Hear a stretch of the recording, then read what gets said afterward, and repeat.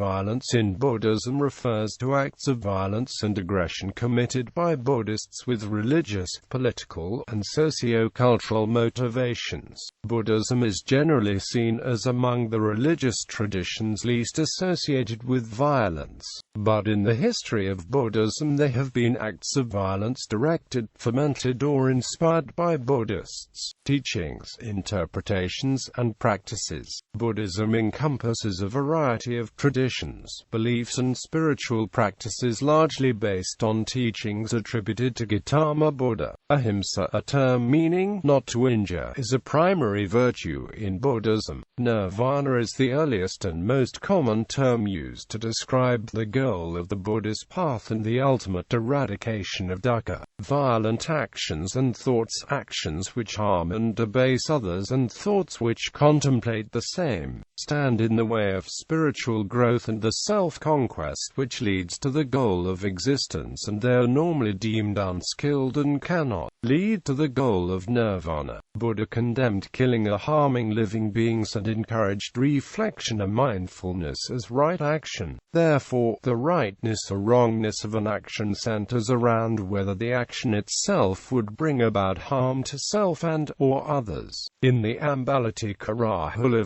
Sutta, the Buddha says to Rahula, "If you, Rahula, are desirous of doing a deed with the body, you should reflect on the deed with the body. Thus, that deed which I am desirous of doing with the body is a deed of the body that might conduce to the harm of self and that might conduce to the harm of others and that might conduce to the harm of both. This deed of body is unskilled. Its yield is anguish, its result is anguish. The right action or right conduct is the fourth aspect of the Noble Eightfold Path, and it said that the practitioner should train oneself to be morally upright in one's activities, not acting in ways that would be corrupt to bring harm to oneself or to others."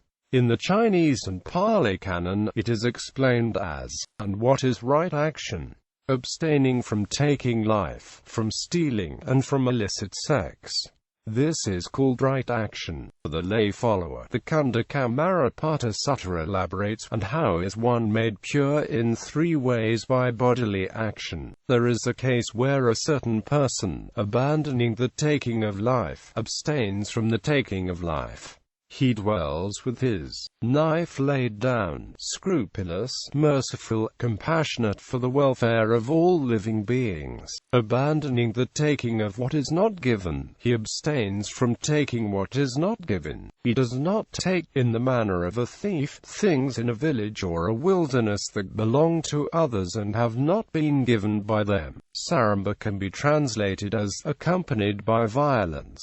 As the mind filled with lobha, dosa and maha is led to actions which are akusala, indulging in violence is a form of self-harming. The eschewing of violence in society is recognized in Buddhism as a prerequisite for the spiritual progress of society's members, because violence brings pain to beings with similar feelings to oneself. The Buddha is quoted in the Dhammapada as saying, "All are afraid of the stick. All hold their lives dear. Putting oneself in another's place, one should not be to kill others." Metta, the development of mind states of limitless goodwill for all beings, and karuna, compassion that arises when you see someone suffering of the human being. Our attitudes said to be excellent are sublime because they are the right or ideal way of conduct towards living beings. The Sutta Nipata says, "As I am, so are these.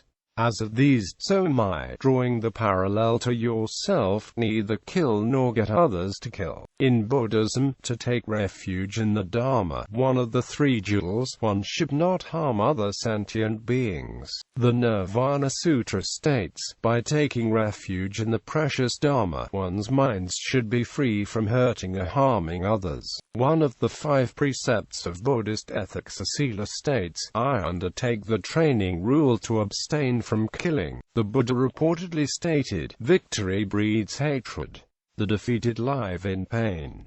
happily the peaceful life, giving up victory and defeat. These elements are used to indicate Buddhism is pacifistic, and all violence done by Buddhists, even monks, is likely due to economic or political reasons. The teaching of right speech in the Noble Eightfold Path condemn all speech that is in any way harmful and divisive, encouraging to speak in thoughtful and helpful ways. The Pali Canon explained, and what is right speech? Abstaining from lying, from divisive speech, from abusive speech, and from idle chatter. This is called right speech. Michael Jerison, Associate Professor of Religious Studies at Ohio's Youngstown State University and co-editor of the book Buddhist Warfare, said that Buddhism differs in that the act of killing is less the focus than the intention behind the killing, and that all peoples have a penchant for violence, and Buddhists are no different. Gananatha Bayasekari, Emeritus Professor of Anthropology at Princeton University, said that, in the Buddhist doctrinal tradition, there is little evidence of intolerance, no justification for violence, no conception even of just wars or holy wars.